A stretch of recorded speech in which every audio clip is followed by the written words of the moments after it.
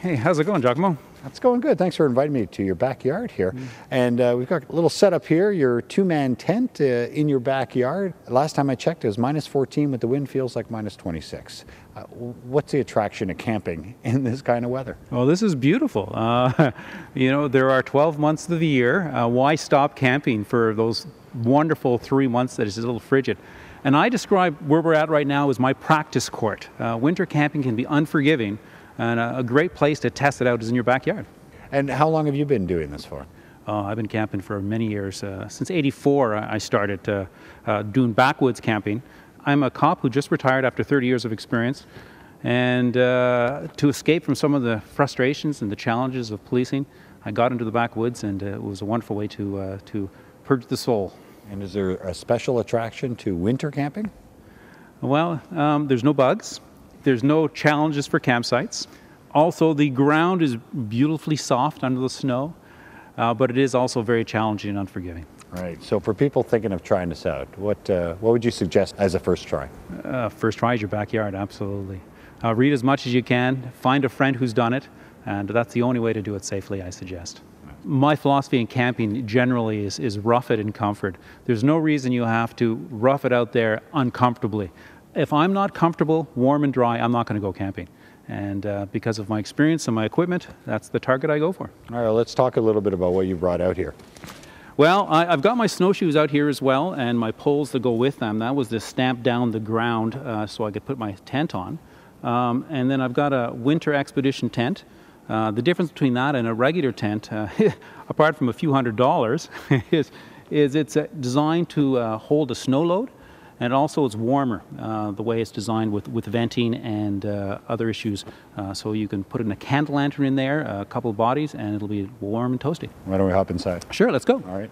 Okay, you going first. All right. Slide right in the left. I made a chair for you. Oh, look at that. Is that a mattress as well, like I can sleep on? A thermo mattress with a chair sleeve. Oh, yeah. As I get cozy in here. Oh, sorry, I brought all of my snow in on my boots. Well, it's okay. If we were winter camping for real, I would be upset with you. Okay. So I'm cozy. Okay. In my seat, not too bad.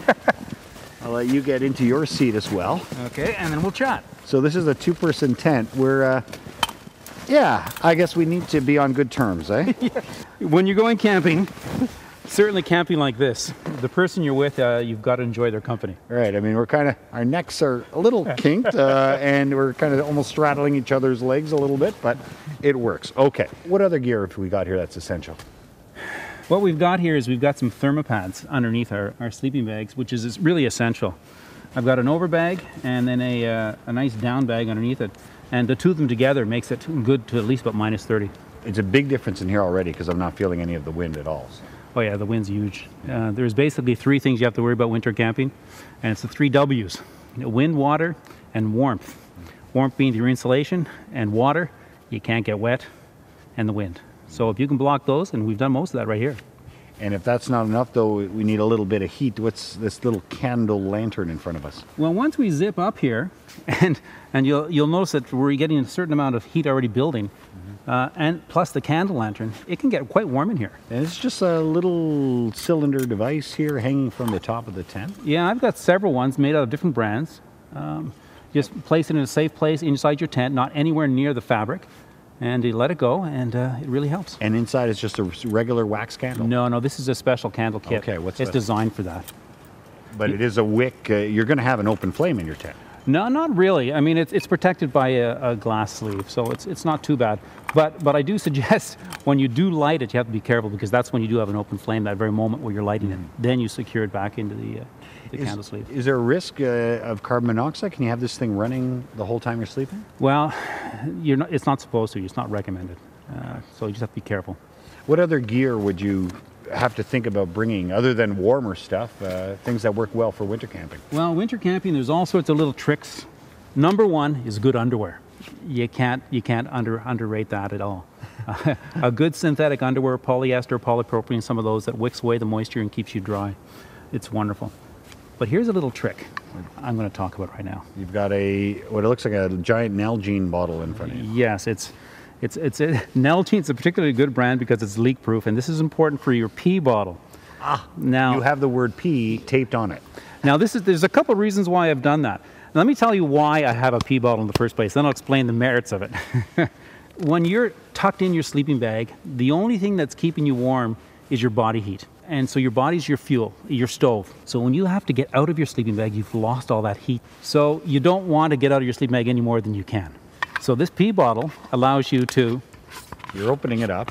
I'm a little nervous. But... Yes, you're a little nervous. This is clean, by the way. Okay. Then you, just it sounds like there's some remnants of a last trip. Oh, no. We're in a confined space here, Bruce. I'll close that back up. Please.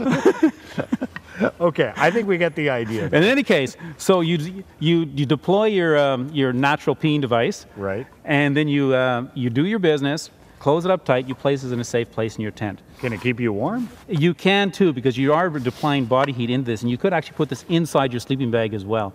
But here's the trick: if you're camping with your buddy, make sure they know that you are doing this. Right.